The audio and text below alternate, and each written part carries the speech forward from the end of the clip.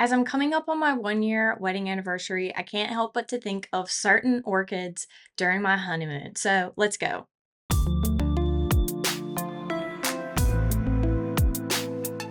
First of all, I'm an orchid enthusiast, which means that I love orchids, but I'm not an expert. So I got to see a lot of things I'd never seen before, like the round, super crazy bulbs on this Oncidium, which honestly, I'd never seen an Oncidium like this before. It had such perfectly round bulbs. And if you look over here, I got to see these beautiful Cattleya. They're both pink, but they're actually different. I absolutely love the ruffles on this one because it just looked so precious and so incredibly cute. So this one right here is very fragrant, but it didn't make my top three. It is Rio's Little Treasure. So I love the ruffles and how the petals were just so different.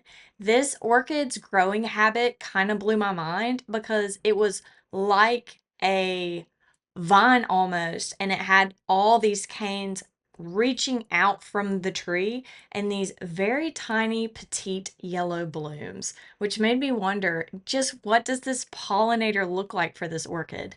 So next is my favorite. It's a waspy type of flower, and I like it. I'm going to refer to the petals as whiskers because that's what they look like to me. They look kind of like whiskers, and they were just precious. Third on my list of most fragrant is this one, Dendrobium Genting Fragrance. It smelled like a really sweet perfume, and it was really fun walking around in Singapore's National Botanic Garden because you would smell an orchid and then you would try to fish it out and find which one was smelling so amazingly. And this was it. So I put it on my list and haven't been able to really find it. This one was really interesting because it had these huge pseudobulbs that were like as large as my hand. And I just thought that that was crazy. So this next one is a dendrobium, and I thought it was unique because it didn't have its flowers coming all up and down the cane. It seemed like they were just coming from the top. So what we're seeing next is a tassel fern, which is not actually an orchid, but behind it is this Bulbophyllum Phalanopsis, which is my favorite. You can see it now. It had these long pendant like leaves. You can see my husband standing beside it. It was about 3 feet long. And I looked up other photos. Apparently, it can get much larger than this, but yeah, if I ever have a greenhouse and I can find this from a grower, I'll definitely be adding it to my collection. So in first place, okay, this is precious. Look how cute this orchid is. It's just absolutely precious.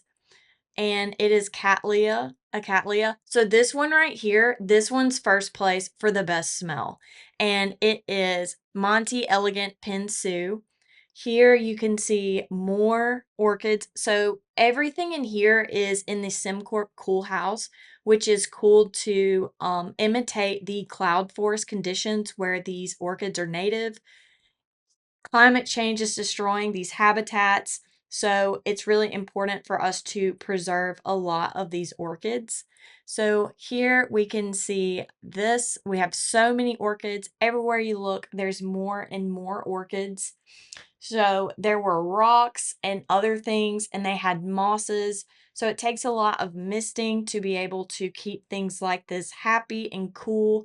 They also had an incredibly large air conditioning unit running full speed. This one was interesting to me. I'm not sure if it is an orchid. It just looked like a centipede. This label actually doesn't correspond to this plant. And then if we look to our left, we have the literal cutest pink berries I've ever seen on any plant. It looks like something from a cartoon. It just doesn't look like berries should be that color because they're just so precious. So this is in second place for the most fragrant orchid, and it is Vanda Mimi Palmer. It just smells amazing. That's all I can say about it, and it has this really nice growing habit. They had stakes behind them to keep them from falling over. So these two orchids that I just showed you, or these three, were like super seen emo orchids. I'm sure in our millennial heyday when orchids got really popular at some point. Everyone would have wanted that. Now, I'd never seen purple orchids before. The only purple orchids I'd seen before this trip were the terribly dyed ones you can get in grocery stores. So it just kind of blew my mind that there were purple ones out there in reality, like they're real. This one blew my mind. It looked so beautiful and like romantic. It just looks like something Edgar Allan Poe would write about because it just looks so beautiful in a way that almost looks like it's weeping. It has these long, long, wavy petals that reach down. It looks like they may be 4 or 5 inches that they're reaching down. I'm not entirely sure what evolutionary purpose it serves, but I think it looks pretty freaking cool. So here you can see just how many orchids they kind of have all over. When you come in, it literally takes your breath away, especially if you love orchids. They also had a large number of carnivorous plants in here. So if you're interested in that, definitely check them out. They had lots of different pitcher plants and other carnivorous plants. So I'd never really seen Masdevallias or Dracula orchids before this trip. A lot of the orchid collections I've seen have been in tropical areas. I honestly have not been in a cool house that was this amazingly maintained and manicured. This orchid was cool because it looked like it had an elephant trunk. So if we look to the left, I'm going to be pointing out to my husband the difference in Miltonia and Miltoniopsis. I look at the petals, and the rounded ones are the Miltoniopsis and the pointed ones are the Miltonia. You can also see some other non-orchid plants in here, and everybody's just vibing. We are fishing out something that smells amazing. Again, because we really love orchids, we like to also try to get orchids that smell amazing. I have so many fragrant Miltoniopsis orchids. So in June and July, when they're blooming in my house smells amazing. It smells like orchids. So please correct any chapters you see with incorrect IDs. Please put a timestamp whenever you find one that doesn't have an ID in the chapters or is incorrectly labeled.